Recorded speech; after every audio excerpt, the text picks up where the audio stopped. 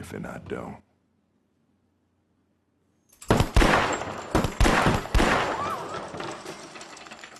The Wild West is often celebrated as a land of fearless outlaws and daring pioneers, but the reality was far from glamorous. Frenchman's Gulch. This town is new to me. Here's a six-shooter.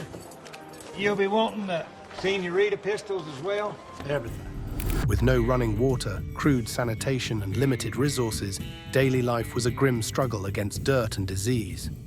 From beds teeming with creepy crawlies to bizarre medical remedies and once-a-month bathing rituals, the unvarnished truth of frontier life is as revolting as it is fascinating. Here are the most disgusting facts about life in the Wild West. The Unmentionables, a frontier fiasco. The shootouts and bar brawls weren't the deadliest challenges in the Wild West. It was the simple act of going to the bathroom. For women in particular, 1837 to 1901 marked an era where their own clothing became their worst enemy. Imagine wearing a portable prison made of fabric, complete with a corset that could crush your ribs, while desperately searching for a private spot to squat. Daily bathroom visits turned into treacherous expeditions, navigating layers upon layers of skirts, petticoats, and that torturous corset.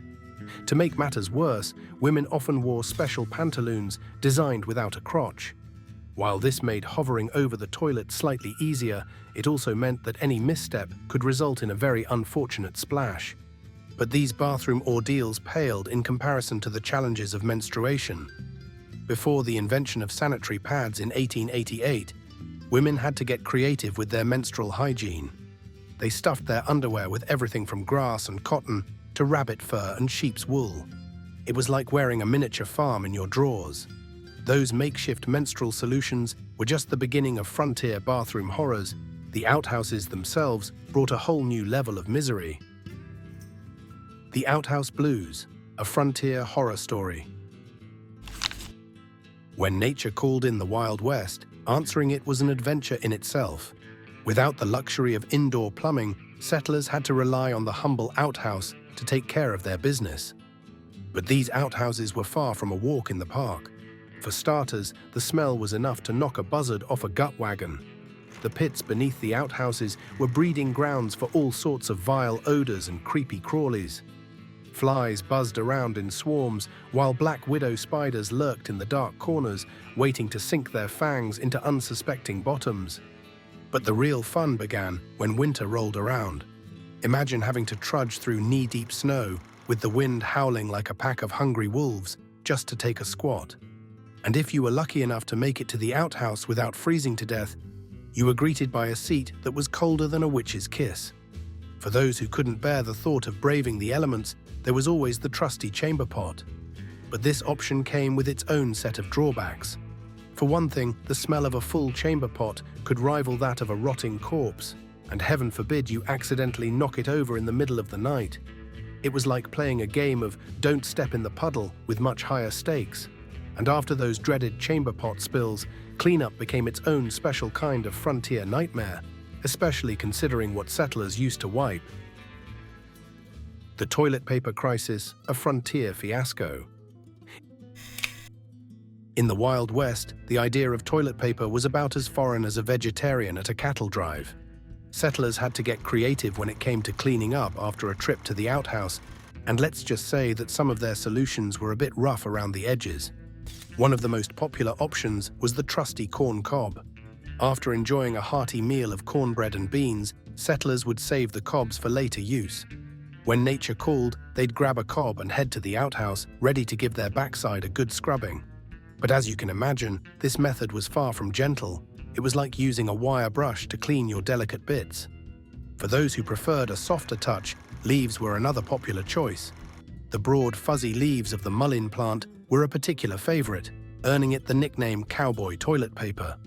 But this option came with its own set of risks. One wrong move, and you could end up with a handful of poison ivy, turning your toilet time into an itchy, blistering nightmare.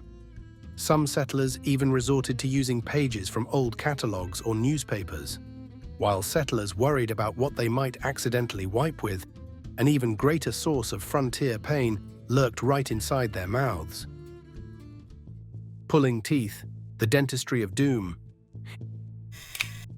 In the Wild West, a trip to the dentist was about as pleasant as a kick in the teeth. Without the luxury of modern tools or anesthesia, settlers had to rely on some truly hair-raising methods to keep their pearly whites in check. For starters, the idea of a toothbrush was about as foreign as a clean cowboy. Most folks just relied on a bit of salt or baking soda to scrub their chompers, using a rag or a finger to get the job done. And if they were feeling really fancy, they might even chew on a twig to freshen their breath. But as you can imagine, these methods didn't exactly leave their teeth sparkling. When a tooth started to ache, the real fun began. Without trained dentists around, settlers had to turn to whoever was brave or foolish enough to pull out a molar. Barbers were often the go-to choice, thanks to their steady hands and sharp tools. But these makeshift dentists were far from gentle. They'd just grab a pair of pliers L, give a quick tug, and hope for the best. It was like playing a game of pull the tooth with a blindfold on. If the pain was too much to bear, settlers might turn to a shot of whiskey to dull the agony, and many found lasting comfort in chewing tobacco, a habit that transformed frontier towns into obstacle courses of brown, flying saliva. The spitting image of filth. In the Wild West, spitting was more than just a bad habit, it was a way of life. Men would spit everywhere, from the dusty streets to the sawdust-covered floors of the saloon. It was like a never-ending rain of tobacco juice and phlegm. But this wasn't just a matter of bad manners. Spitting was actually a serious health hazard. With diseases like tuberculosis and pneumonia running rampant, the constant hocking and spitting only served to spread the germs far and wide. It was like playing a game of dodge the loogie every time you stepped out your front door. In the saloons, the problem was even worse. Men would belly up to the bar, take a swig of whiskey, and then let loose a stream of brown spit that would make a camel blush. The floors were covered in so much spit and sawdust, it was like walking on a sticky, squelching carpet. And heaven forbid you accidentally step in a puddle of the stuff, it was like putting your foot in a warm, wet pile of chewing tobacco. But the real kicker was the spittoons. These brass bowls were supposed to be the answer to the spitting problem, providing a designated spot for men to aim their spit. But in reality, they were just breeding grounds for even more filth. The spittoons were rarely emptied, and the combination of spit, sawdust, and dust created a stench that could knock a buzzard off a gut wagon. Things got so bad that some towns actually had to pass laws against spitting. Fines were handed out left and right, and repeat offenders could even find themselves in the hoosgow. But even with these measures in place, the spitting problem persisted. The spitting epidemic might have been visible on the streets, but an equally disgusting problem was brewing right against settlers' skin. The perils of frontier fashion. In the Wild West, the heavy materials used for clothing may have been durable, but they were an absolute nightmare to keep clean. Wool and denim, the fabrics of choice for many frontier folks, had a nasty habit of trapping dirt, sweat, and all manner of unpleasant odors. It was like wearing a petri dish on your back. But the real challenge came on laundry day. Scrubbing these tough materials on a washboard was like trying to clean a buffalo hide with a toothbrush. The fibers were so thick and stubborn that it took hours of back-breaking labor just to get a single pair of pants clean. And hanging these heavy garments out to dry in the hot sun was like waiting for paint to dry on a cactus. For many settlers, the solution was to simply wear the same clothes day in and day out, until they were so stiff with grime they could stand up on their own. It was like having a personal armor made of sweat and dirt. But for those who couldn't stand the thought of wearing the same filthy clothes for weeks on end, there was always the option of hiring a professional laundry service. Enter the Chinese immigrants, the unsung heroes of the Wild West laundry scene. These hard-working folks set up shop in boom towns and mining camps, offering their services to the grimy masses. Armed with nothing but a washboard and a bucket of hot water, they would work miracles on even the filthiest of garments. It was like watching a magician pull a clean shirt out of a hat. But even with the help of these laundry wizards, the challenges of keeping clothes clean in the Wild West persisted. Communal towels, used to wipe down sweaty brows and dirty hands, were a breeding ground for all manner of germs and bacteria. Those germ-infested towels might have threatened settlers' health, but at least they didn't actively hunt them while they slept. A crawling nightmare, the horrors of Wild West bedding. Picture this. After a long, hard day of wrangling cattle or panning for gold, a weary cowboy or miner retires to their bed for a well-earned rest. But as they lay their head down on the straw-filled mattress, they're greeted not by the soft embrace of sleep, but by the skittering of tiny, unwelcome bedfellows. In the Wild West, the term seam squirrels was coined to describe the legions of lice, fleas, and other creepy crawlies that infested the bedding of frontier folk. These persistent pests made their homes in the nooks and crannies of straw mattresses and rough wooden bed frames, lying in wait for their next unsuspecting victim. The problem was exacerbated by the fact that bedding material was rarely changed, allowing the infestations to flourish unchecked. In boarding houses and saloons, where the turnover of guests was high, the beds became veritable breeding grounds for all manner of biting, itching, and generally unpleasant critters.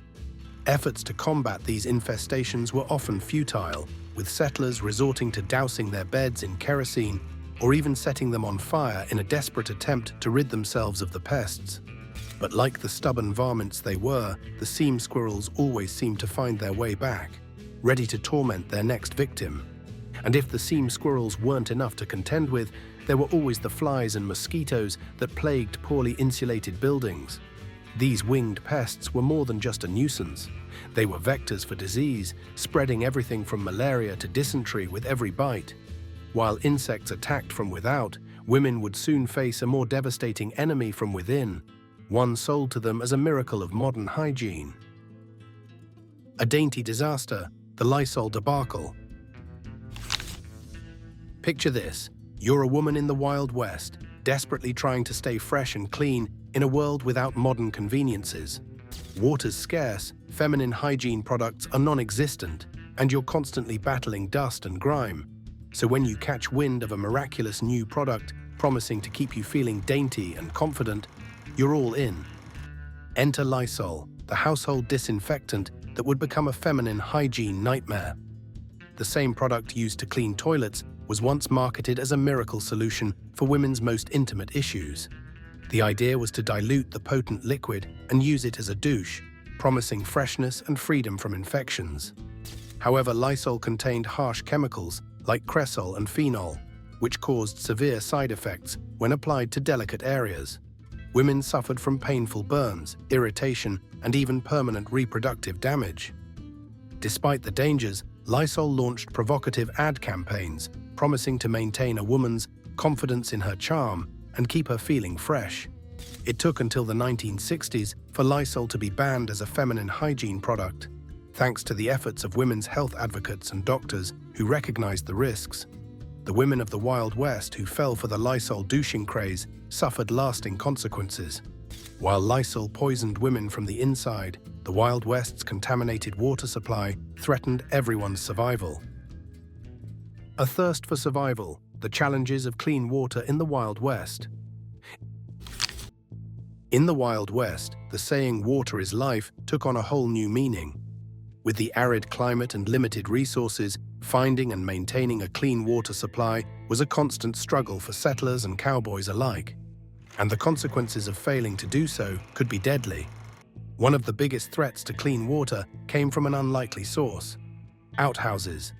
These primitive toilets, often little more than a hole in the ground with a makeshift shelter around them, were notorious for leaking and contaminating nearby water sources. A poorly placed outhouse could easily pollute a downstream creek or river, turning a life-giving resource into a breeding ground for disease. Even rainwater, which was often collected in cisterns, was not immune to contamination. The same dust and dirt that plagued every aspect of Wild West life could easily find its way into these water storage containers, turning what should have been a refreshing drink into a gritty, unappetizing mess. To make matters worse, the constant struggle to conserve water meant that basic hygiene often fell by the wayside. Clothes and dishes would go unwashed for days or even weeks at a time, while entire families would share the same bathwater, turning what should have been a cleansing experience into a tepid, murky soup of grime and sweat. But perhaps the most insidious threat to clean water in the Wild West came from the very air itself. The arid climate and persistent winds kicked up enormous clouds of dust and dirt. which found their way into every nook and cranny of frontier life. This constant exposure to airborne particles took a heavy toll on the lungs and respiratory systems of settlers, leading to a condition known as dust lung. Victims would cough up black phlegm, struggle for every breath, and often meet an early grave as their scarred lungs finally gave out. The deadly dust didn't just float through the air. In saloons, it mixed with sawdust to create an even more toxic environment. A sawdust cesspool, the filthy floors of Wild West saloons. Step into a Wild West saloon, and you might expect to see gleaming hardwood floors, polished to perfection. But the reality was far from this romanticized image.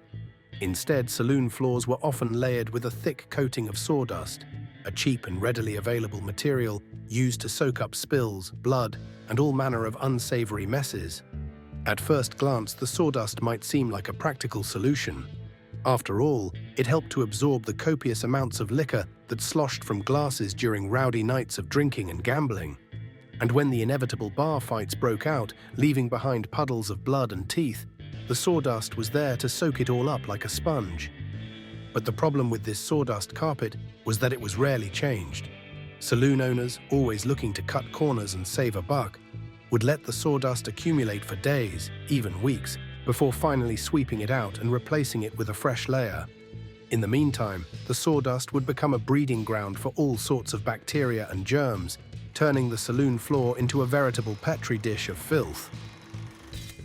Now it's time for today's subscriber pick. This peculiar image has sparked much debate, with no definitive conclusion about its meaning. Some researchers suggest it might be tied to a strange and controversial tradition from the Wild West. According to these claims, women would kneel before their husbands once a year, usually at the end of the year, dressed mostly in undergarments and wearing hats, as a symbolic act of seeking forgiveness for the past year. Others argue that this story might be one of the fabricated tales often labeled as disgusting facts about life in the Wild West. Critics, however, maintain that no evidence supports the existence of such a practice. What do you think? Let us know in the comments. A bathing rarity, the infrequent cleansing of the Wild West. Debatable traditions aside, in the Wild West, the phrase "cleanliness is next to godliness" was more of a suggestion than a rule. Water was a precious commodity, and the effort required to haul it, heat it, and then use it for bathing was often seen as a waste when there were crops to tend and cattle to wrangle. As a result, most folks in the Wild West went weeks, even months, without a proper bath. They might splash some water on their face in the morning or take a quick dip in a creek if they happened to pass one while out on the range, but a full-on soap and water scrubbing was a rare occurrence. Even when people did take the time to bathe, it was often a communal affair. A single tub of water would be used by the whole family, with each person taking their turn in the same murky, lukewarm water. By the time the last family member climbed in, the water was more soup than suds, a cloudy broth of dirt, sweat, and whatever else had been scrubbed off the bodies of those who came before. It wasn't until the late 1800s that public bathhouses started to gain popularity in the larger towns of the Wild West. For a few coins, a person could indulge in a proper bath, complete with hot water and soap. But even then, these bathhouses were often seen as a frivolous indulgence, a luxury that only the wealthy or the city dwellers could afford. Those lucky enough to afford a bathhouse visit could clean their bodies, but taming their wild frontier hair was another battle entirely. A tangled mess, the trials of Wild West hair care. In the Wild West, the concept of good hair day was about as foreign as a vegetarian at a cattle drive. With limited access to clean water and even fewer options for grooming products, keeping one's hair in check was a constant battle against the elements. For starters, the very tools used for hair care were often rudimentary at best. Combs were carved from bone or wood, and brushes were a luxury that few could afford. Most folks made do with their fingers, running them through their tangled locks in a desperate attempt to tame the snarls and knots. When it came to washing hair, the options were equally limited. Soap, when available, was often harsh and abrasive, made from animal fats and lye. It was great for stripping away dirt and grime, But it also had a tendency to leave hair feeling like straw, dry and brittle to the touch. For women, the challenges of hair care were even greater. Long hair was the norm, and keeping it clean and tangle-free was a full-time job. Many women resorted to braiding their hair tightly, weaving it into intricate patterns that could withstand the rigors of daily life on the frontier. But even these braids were not immune to the dirt and grime that seemed to permeate every aspect of Wild West living. Some women, in a desperate attempt to keep their hair looking and smelling fresh, would resort to using natural remedies like vinegar or lemon juice. Others would try to mask the scent of unwashed hair with perfumes made from wildflowers or herbs. But in the end, the battle against dirty, tangled hair was one that few could win. Frontier women might poison their hair with vinegar to keep it clean, but saloon keepers took the art of poisoning to deadly new heights. A poisoned chalice, the dangers of Wild West saloons. In the Wild West, the local saloon was more than just a place to wet your whistle and gamble away your hard-earned cash. It was a social hub, a place where cowboys, miners, and other frontier folk could come together to swap stories, drown their sorrows, and maybe even find a little companionship for the night. But beneath the rowdy exterior of these Wild West watering holes lurked a darker side, a world of danger and deceit that could spell disaster for the unwary patron. And one of the biggest threats came not from the gun-toting outlaws or the card sharks, but from the very drinks themselves. You see, in the Wild West, the concept of quality control was about as foreign as a teetotaler at a whiskey convention. Saloon owners, always looking to maximize their profits, would often cut corners when it came to the booze they served, watering down their whiskey with all manner of unsavory ingredients. Turpentine, a toxic substance used for cleaning and painting, was a common additive, as was formaldehyde, a known carcinogen. Some saloon owners even went so far as to add ammonia or gunpowder to their drinks, giving them an extra kick that could knock a grown man off his feet. But perhaps the most disgusting additive of all was tobacco juice, the brown, sludgy liquid that was spit out by chewing tobacco users. This vile substance was often mixed into cheap whiskey to give it a little extra flavor, as well as a potent nicotine buzz that could keep customers coming back for more. The result of all this adulteration was a cocktail of poison and filth that could wreak havoc on the body.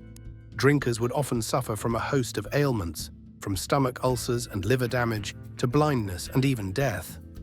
And with no regulations or oversight in place, there was little that could be done to stop the unscrupulous saloon owners from continuing to peddle their toxic wares.